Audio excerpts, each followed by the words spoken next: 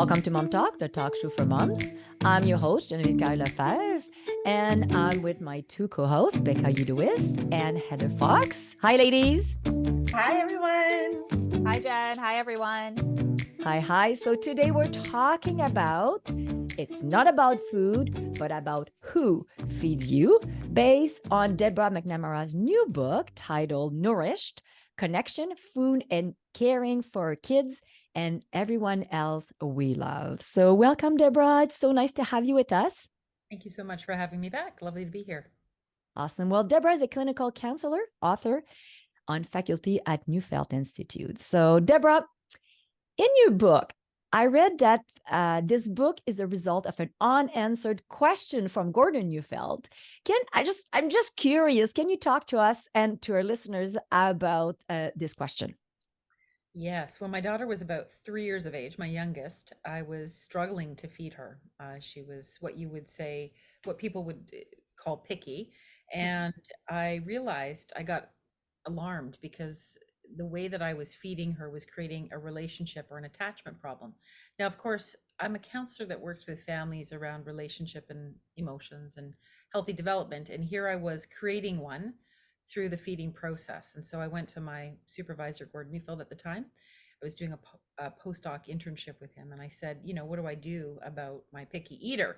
All she wants to do is eat bread and cheese, and I'm really frustrated. And anyway, he would not answer the question. He actually answered it with a cheeky reply, which was, if you just throw in wine, you have the perfect meal with the cheese and bread.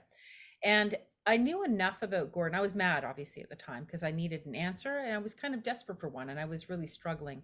But what he knew was that the answer wasn't about the food.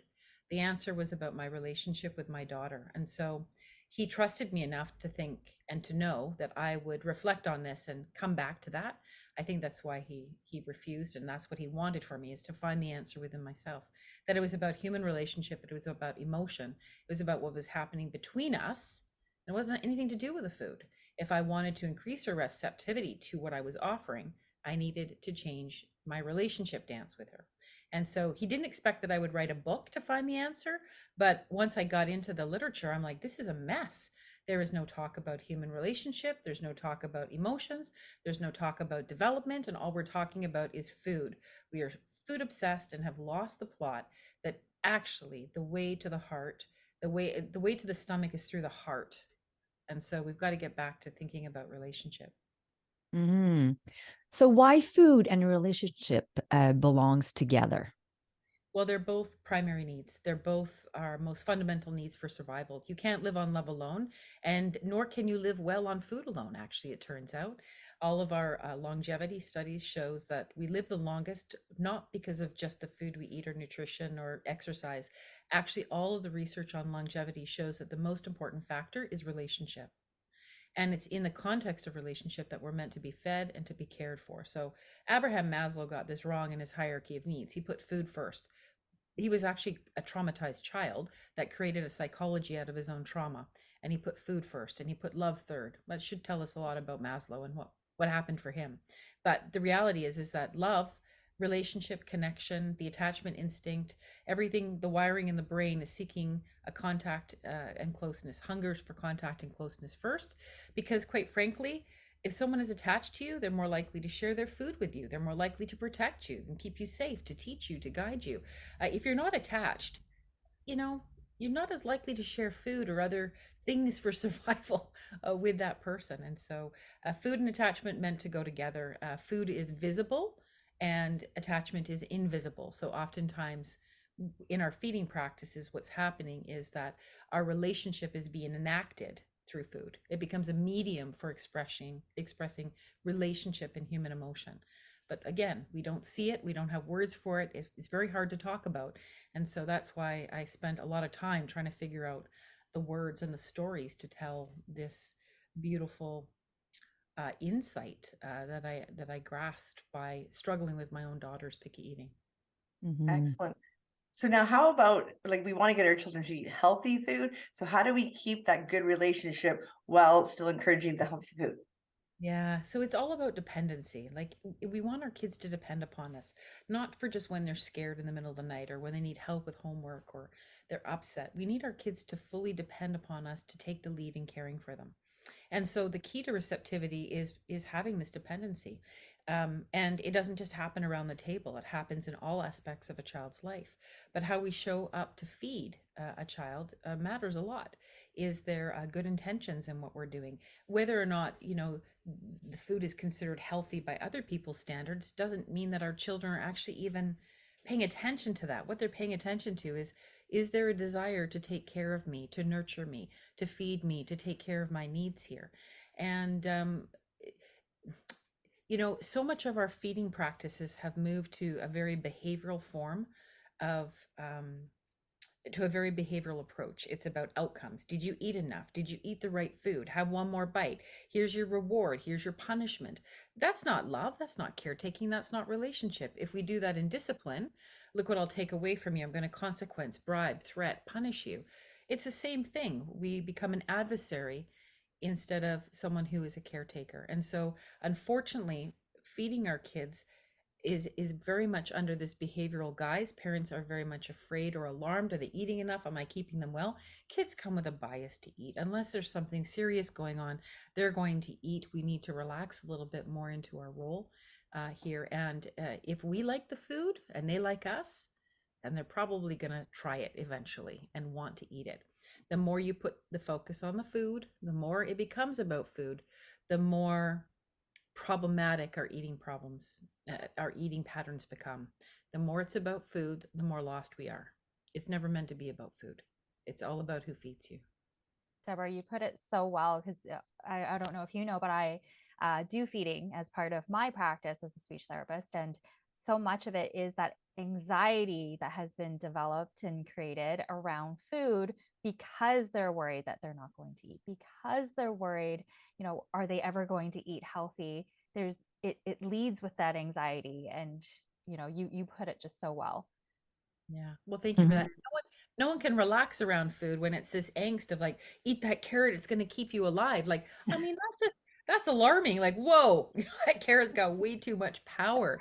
And food can't even be metabolized and used unless you are in relationship. So you could put the best food into your kids and serve it. But if there is no relationship in that context, like there is no connection for that child, they're not metabolizing that food in the same way. It's not from rest. They're not able to use all the nutrients. And so it always comes back to relationship. Trust the body to know what it needs to do with the food that you give. But what food needs from you is to take the lead, to provide the context, to make sure there's emotional rest, to make sure that it's not about your alarm, your needs, your worries here. That just creates indigestion for everybody, including yourself. So we must be at rest in order to digest our food. Mhm. It makes me think about, like, we're talking about behavioral. So what is the problem with a behavioral approach to eating? Well, it puts the focus on food, the amount. It's very concrete. It ignores that a child comes with an instinct to eat. A child needs to understand their body and intuitively, and to feel when it's full, to understand their own satiety responses. Food should be enjoyable. The more it's on outcome and pleasure, you make food work. You're not meant to work at your food. Your food is meant to be a place of rest. It's something to enjoy, to savor. It's a sensory experience. The more it's on outcomes, the more you erode joy and love and food coming together because it's work. This should be a place of play. It should be a place of rest. Children play and discover their food, discover tastes. We like doing that. That's why we go to new restaurants or try new food or fusion. But why? Because we're playing with our food and we're enjoying it in a whole new way. It's a gift. Like, food is a gift from Mother Nature. And when we make it all about these outcomes, as if we understand a child's stomach and what fullness is to that child, or what their taste buds are telling them that they like. I mean, we make a mockery of what development gives us here and healthy, and what nature gives us here. We love food. Trust me, this isn't a problem. We get in the way of it. We get in the way of that natural development for our children. This should be a place of great play and discovery. But our angst and our worry and turning it into work, is just, it creates anxiety in the kids and it creates anxiety in us. And then food can't serve its intended purpose of bringing us together and nourishing us wholly. That bringing us together piece, like food is such a thing that brings every culture together. It's how we socialize a lot of the times, now in North America, but across the world. You mentioned that that natural development. How is picky eating part of our natural development as an eater?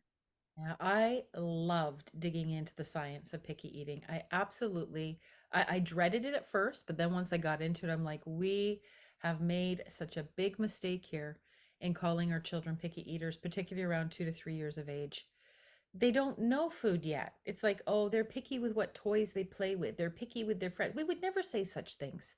They're discerning, they're unknowing, they're trying to discover it for the first time.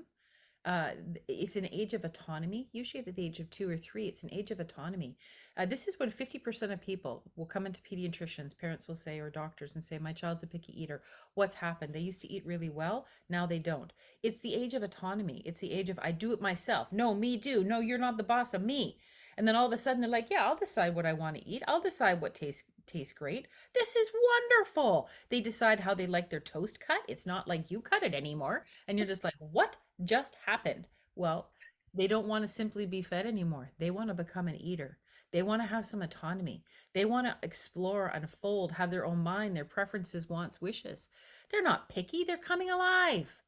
And so what happens is we have no developmental framework for how children become eaters because it's all behavioral. Did they eat enough? That's the concept. We have no understanding that relationship was meant to infuse this, meaning that we come to know our food by the people we are attached to who introduce us to our food, because we also have shyness instincts, which are very profound. The more sensitive your child is, the more likely they have strong shyness instincts, and the more likely they'll end up picky because they're more discerning. They need to be really attached in order to feel safe enough to explore and to ingest something.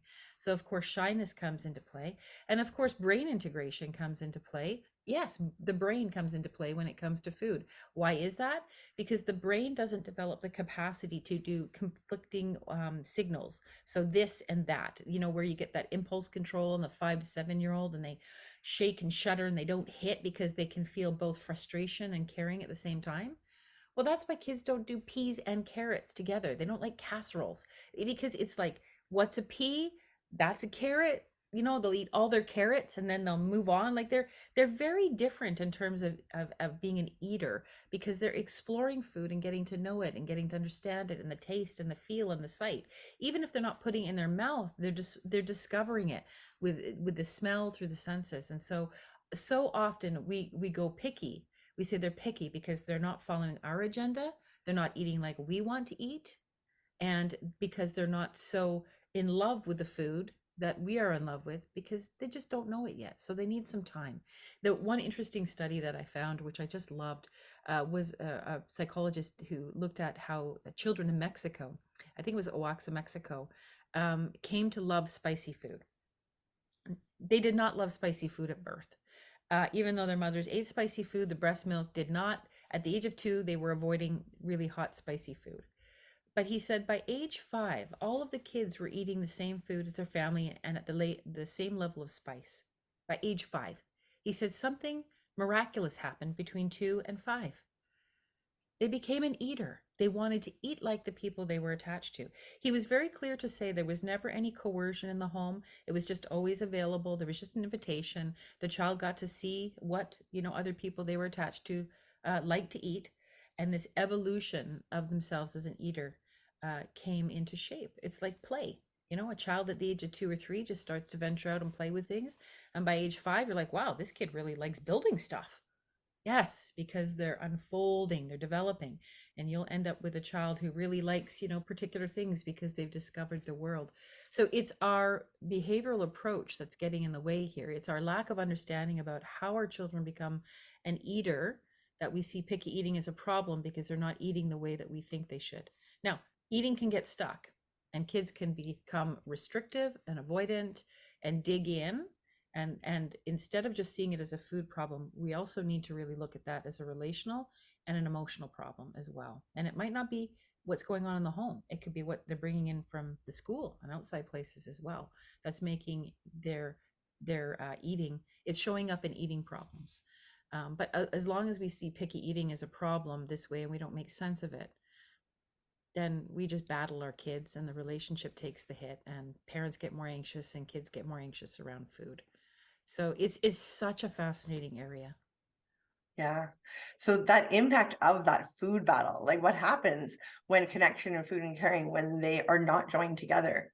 Like we've kind of interfered too much, and what happens? How do we handle that? Well, our kids aren't as receptive to what we have to offer anymore. That's the tragedy here, is that our kids don't depend upon us as much anymore, because depending upon us is fraught with frustration or alarm or anxiety. And it won't just be around food that they don't depend. It'll be around a lot of areas that will have a hard time leading. And conversely, if in other areas of their life they can't depend upon us, it shows up in problems in food where they don't take what we have to eat. So dependency is everything we do. We need our kids to follow, to trust in us. And so if we become adversarial, if we become untrustworthy, if we don't invite dependency, or if our children are really stirred up and we're having a hard time caring for them, which has nothing to do with us, but outside world, then we've really got to use our eyes to say, okay, my kid's stirred up. I've got to figure out a way to bring them to rest in my care again here. But when we get into the battles, it's about right or wrong. Did you eat or not eat? We only see what's right in front of us. We're in trouble on the relationship end. Mm-hmm. Yeah. Now, how can we protect and care for our child when food is a threat, when it feels like a threat? Yeah, like if you're thinking about allergies or some genetic illnesses and stuff that kids can have. Well, this is so important. I mean, it's one thing to be a parent and then another to have to parent with special needs, right? And so you're constantly trying to protect and take care of your child without letting them see how alarmed you are, because you want to bring them to rest around the allergy or the challenge that they have to face.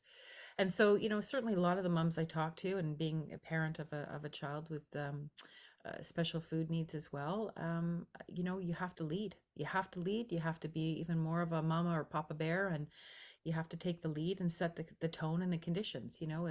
If a child's really worried about, I had one mom I talk about in the book who had a son who had allergy testing, and the allergy testing set off a huge reaction, and so he became very alarmed about the food that set off the reaction. And so his mom came to school every day and said, "Listen, I'm going to sit with you for 15 minutes, and we're going to eat lunch together. I just miss you. I want to see you," because he wouldn't eat at school. He was too alarmed to touch any food unless his mom was around, because that was his safety point. So she came to school every day and sat by the office for 10 or 15 minutes, didn't talk about food, just connected with him, played with him, had a conversation. She took the lead. She was the answer. She didn't make it about the food. The more there are food problems, even more so we shouldn't focus on it. Focus on connection, focus on relationship, focus on creating an environment that's free of the emotions that are problematic. You don't have to eat at a table. You don't have to eat at a table. There's nothing magic about a table. We didn't even have dining room tables until the Victorian age, and they thought it was a good idea to build houses with a dining room with a table in them. Now we don't even do that. We have open concept, we have bars. You can have a picnic table, you can do whatever you want. Take the lead on the provision of care around food. Make it safe because you are safe to be counted upon. Again, we don't get that message. It becomes all about the food. I got to change it. I got to hide these ingredients. Oh, how much do they eat? Do I weigh it? And we get food obsessed and phobic, and our kids are so alarmed. So the more you have problems, the more you must take the lead, the more you must find a way through to make relationship and emotional safety the focus. So yes, that focus is so important. And how else can we restore our relationship with food and our little ones? Yeah, this is a beautiful question. I mean, even that you ask that, even, you see what's come apart here. And I talk a lot about, how there's two things. One, how we introduce our children to food. Do we do it in a natural way as much as possible? Do we introduce food as coming from Mother Nature? If you go to a farmer's, go to a farm, you go to a farmer's, what do you call it? Like, Farmers market. yeah, thank you. Farmer's market. Real good. Farmer's market. We all love those, specifically Yeah. right now. It's close to Christmas, right? So Exactly. And you get all these so you get, you're in touch with the source. You take them shopping, you cook, food becomes about pleasure. And so you introduce your children into this in a natural way, not, you have to, and this is good for you. And don't you know the nutrients in here? You're just introducing it through play and through enjoyment. And so it becomes part of your family culture and way of being. And the second thing is just our rituals around food are really important. And that doesn't, people think, oh, we have to have a sit down family meal each night. No, actually, I'm not saying that. The research showed at least 3 times a week is beneficial. But what I'm saying is bigger than that, actually. It's about holding on to your own ancestors. And, if pierogies are your thing and you had that Ukrainian baba, then bring back the Ukrainian baba with her pierogies and her petahe and her, her sausage, Ukrainian sausage, and bring back that. Mine is Irish and English, and so it's roast beef and Yorkshire pudding, and have these traditional foods to anchor us into our own way back ancestors.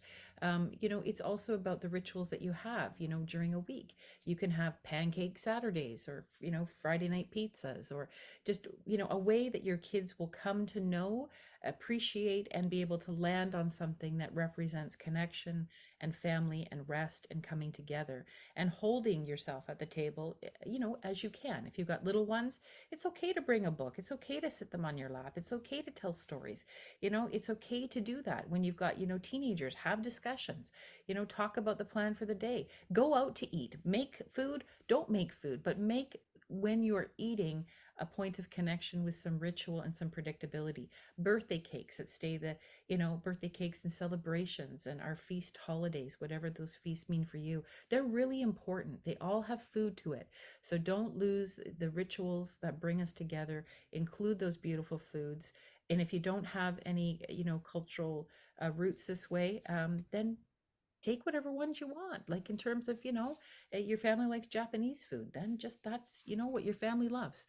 But don't take for granted how that regular routine predictability, that offering, that generosity.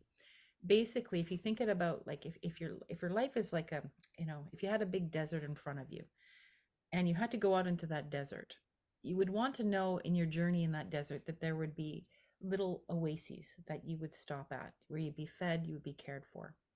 As our children go out into school, into life, move away from home, all of us go away to work, come back, we all need those little oases of rest.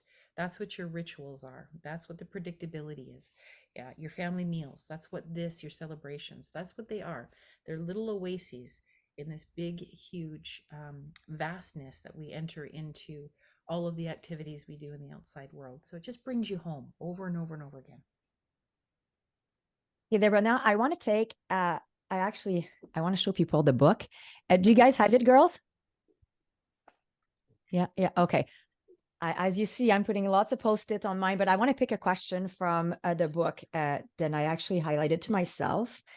And that's not this one. I think it's here. Yes. Okay. Deborah, and this is in your book, right? So what happened when food becomes love and we pursue its comfort outside and detached from a relationship? How can we make sense of emotional eating by understanding the transfer of attachment, hunger into food? I really like this part. I would like you to talk a little bit about it. Well, food was always meant to be served in the context of caring relationships, because when it becomes a substitute for it, of course, that's when it can become abused. It can be something we detach from and don't feel our hunger for at all. Or it's something that becomes ravenous and we feel we pursue it too much, which is also not healthy for us. Food wasn't meant to take care of us. People were. Food can't love you back. Food can't bring you to rest. It's temporary. It soothes you, but it doesn't fully satiate you, because food is not a living thing. Food was meant to be a gift through relationships. So when food becomes the object of love, it's depersonalized. The food is not the love. The person who gave it to you, prepared it for you, grew it for you, is where the love is, and the invitation for connection, for dependency, where you can lean on, who is inviting you into existence, who wants you to survive, who wants to understand your stories, your meaning, who wants to take care of you. Food is just a sad replacement. And when it becomes a sad replacement, that's when it gets abused. And that's when we get into trouble. We either starve ourselves, eat too much, restrict this, think these foods are bad, right? Eat whatever, the whole range of eating issues that appear when food is taken out of its intended purpose to be a symbol and a gift of our relationship, and a symbol of, well, not even a symbol, but an act of caretaking. An act of caretaking, right? How can you feel loved if someone doesn't show up to express it often? You can't just feel love because it's magic in the air. Oh, I think they're thinking of me right now. No, when someone expresses their caretaking, when someone takes a step forward to demonstrate their care, then you feel it. But you can't feel it unless it's expressed. And so nature was wise in giving us 2 to 3 opportunities a day. Wow. To say to someone, you matter to me. Let me take care of you. And I'm not saying you have to go out and make home cooked meals and brand, your muffins from scratch. I don't have time for that. But I do make sure that I get ahead of what their needs are, that I am anticipating it, that I'm trying to provide in a generous way, whatever that looks like in the context of my family, which will be different from your family. So food can't love you back. And yet love is our most important need that we have for survival. Yeah. So I hope that Yes. Mm-hmm. I want to ask you another question. A little earlier this year, the schools has announced that they were going to remove a lot of the non-good food available at the schools, right? And certain children with special needs sometimes needs to have certain things that maybe it's not like whole wheat crust pizza, but it's maybe regular pizza. And then I see the idea that is good, but I see that on their side, it also can create a problem. And when it's hard to feed your children, and then also there's restrictions around like what you can send them to school with, how would you, what's your opinion on this, and how should we navigate that? Well, there's so many pieces to this, but I have no doubt that this policy among whoever put it into place was an act of care in their mind. Oh, absolutely. I agree. Yeah. I don't think it lands that way for parents and always for children. And so there's a disjuncture here. But we need to back up a little bit even more than that. And that is Canada is the only G7 country, is the only one out of the G7 countries that doesn't have a national food policy for lunches in schools. We're the only country. Now, there's benefits and drawbacks to that. The question we should always ask about food is, does the way that I'm doing this help that child feel cared for and resting in my care and dependent upon me this way? Courting children to have decisions on what food is nutritious or not, or teaching them directly, and here's the food pyramid and all these problems. Children were never meant to be in charge of their nutrition. Come on. This is not the way nature intended it. They're meant to rest in the care of the adults who take care of them and are responsible. So now the school system and daycares and preschools are feeding our children at least one time a day. And so now the provision of food is shared among partners. And so this is where the tension becomes. Whose food is going to take the lead? You could have an Indigenous community who says, that's not my food. There's no food sovereignty here. We don't eat that. We're eating salmon and bannock and, our game meat and stuff like that. Don't serve us this food. This is not our food. Whose food gets served? And how does one know home? Is it the lentils or the rice or the hummus? Like, whose food gets served and who has sovereignty here? And what does that represent to a child to taste the taste of home and to have that be seamless? Is that important? Just saying, okay, this child should eat, whole wheat cracker instead of a other cracker doesn't change food habits. That's not how you change food habits. Habits change in the context of caring relationships, where you're eating with your friends or a teacher, an adult, and they're eating those crackers. And what is that? And I like that. And oh, you seem to love it. Maybe I'll try it. It's natural. It's organic. You get to explore. It's not forced. And you're certainly not put in charge of it. The problem is how we feed our children today is informed by medical science, by behaviorism, and this push to nutritionism. And I'm not saying those don't have valid things to offer. They absolutely do.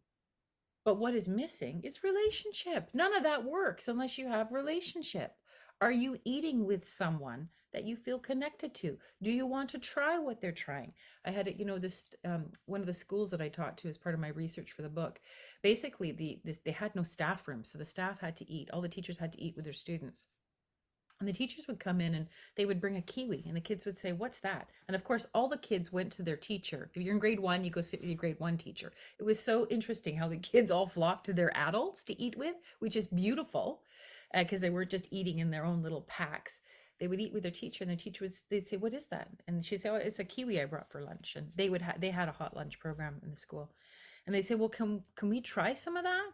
And she'd be like, "Okay, I only have one kiwi." So she'd cut up in small bits. So she said, "Then I'd be bringing bags of kiwis to school that week. And then, then I bring in a mango." And they're like, "What is that?" They'd never seen a mango before. And so then they wanted to try it. The way to the stomach is through the heart. Most nutrition programs and trying to change children's eating habits focuses on information, focuses on nutrition, focuses on, the medical aspects of this or whatever, policy, procedure, legalities.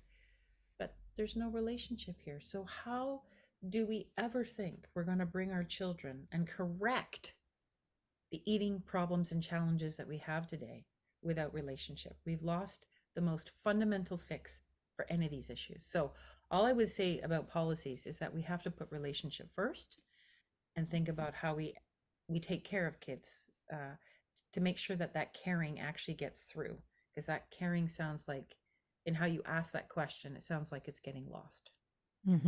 Totally. Myself personally, if I take the time to cook something good and healthy, what things that I like, I feel I'm nourishing myself. Is it because when I was reading the book, I felt like I do this with myself, but nobody's doing it to me. Yeah. Nobody's cooking for me, right? I know the relationship is with me and the food also. I don't know. That was my kind of, I don't know if it's a question, but I wanted to ask you about that. Yeah, it's a great question. And I would challenge you a little bit, because I don't think you are eating alone. What you cook is probably inspired by somebody or your way back people or whoever influenced your tastes or who Yes, you absolutely. Right. So you're not eating alone, actually. You're eating with somebody that you've pulled into your own nourishment.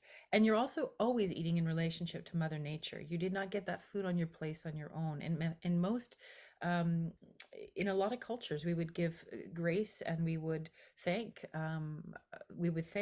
thankful for our food, because we would realize it's a gift that has come from nature, that is given to us without any expectation to nourish us. So we're always eating in relationship, eating to our way back people, eating to Mother Nature, our place, our culture.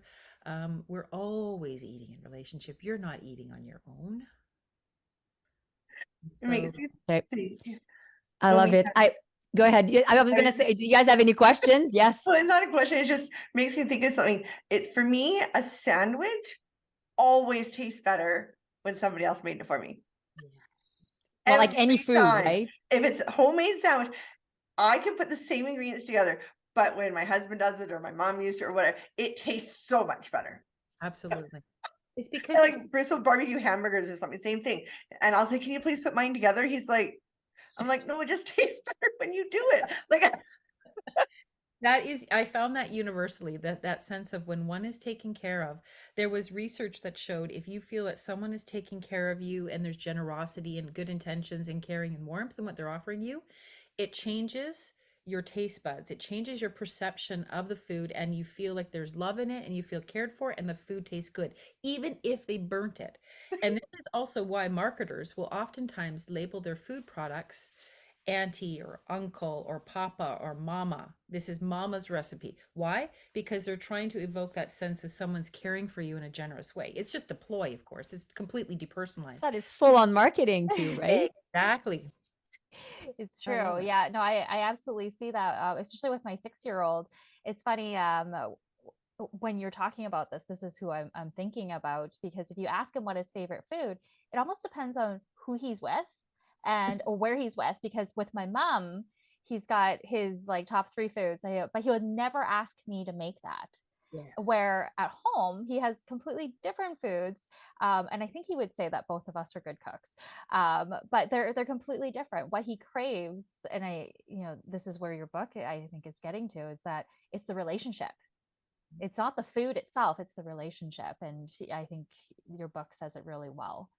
Thank you for that. Well, it's such a personal invitation, right? And you think when you make something for somebody, I'm always putting in like an extra cinnamon because I know my daughter likes cinnamon or nutmeg or whatever, like in the carrot recipe that I put in there and that I talk about in Nourished, because it's personal, it's exclusive, it's like your fingerprint. It's like, relationships, they're unique. When two people come together, there is that dance of invitation and receptivity. You offer and they lean into you, and then it goes back and forth, and it's the stories that you can tell, the music that only you can sing, the way that you say things, the way you make a certain dish. It gets wired up in the brain. Those repeated patterns get wired up in the brain. Why? So we know where home is. Beautiful. Well, lastly, Deborah, I'm going to quote Gordon Neufeld here. So after reading this groundbreaking work, it will be impossible for you to ever view food as just food again. And I thought that was so well said. And I have read your book, and now as you see, there's many posted on my book, and my girlfriends really want your book now. So I will be sharing it, but I'm inviting everybody to go buy it. It's very different than any other books. And I haven't read on parenting or picky eating, mild development, discipline, all kind of different things. And we talk between moms, like this is very different. So if you want to bring something different and like it says, and for everyone else we love, I think that's a really good buy. So thank you so much, Deborah. Deborah, I want to know, where can people reach you and where can people buy your book? Well, thank you so much for that. I really appreciate that. And I do think it's about love, the book. And, but you're right. It felt very different to write from my other book, and very different than the other books. Yes. Yeah, and it felt like a coming home. Something sacred had been recovered. So I appreciate your thoughts and sentiments that way. You can find me, of course, on my website, macnamara.ca. You can pick up the book at any Canadian bookstores and online at any international booksellers. And I would say that if you want to, some people have asked me about book clubs. I think it's a great book club book, actually, because I think it generates tons of discussion. And you can get those off my website if you buy bulk. So yeah. Question for you. Is it available audio? I had someone asking me that. I'm going into the studio to record it soon. So it's okay. Perfect. So thank you again, Deborah. So to reach us or to view all our available episodes, visit our website at mom-talk.ca or visit the Mom Talk YouTube channel, or you can simply go to all the podcast platforms. We're a little bit everywhere. So the Mom Talk show, previously called Parent Talk Podcast and Les Parents Parlent Balado, is a bilingual show. So sometimes we have some French episodes. So check out our great content in both French and English. So if you're an expert in the parenting world, please visit the Contact Us section on our website at mom-talk.ca. We want to have you on the show. Don't hesitate to contact us. Mom Talk would like to thank our generous sponsor, the Tri-Cities Community Television and La Société Francophone de Maillardville. Also, if you know a mom who would benefit from watching or listening to this episode, please spread the love, share it with her. Always remember, it's important to laugh, keep learning, cherish your village, and be true to yourself. See you with another amazing guest from Becca, Heather, and I, Genevieve. Thank you for joining us.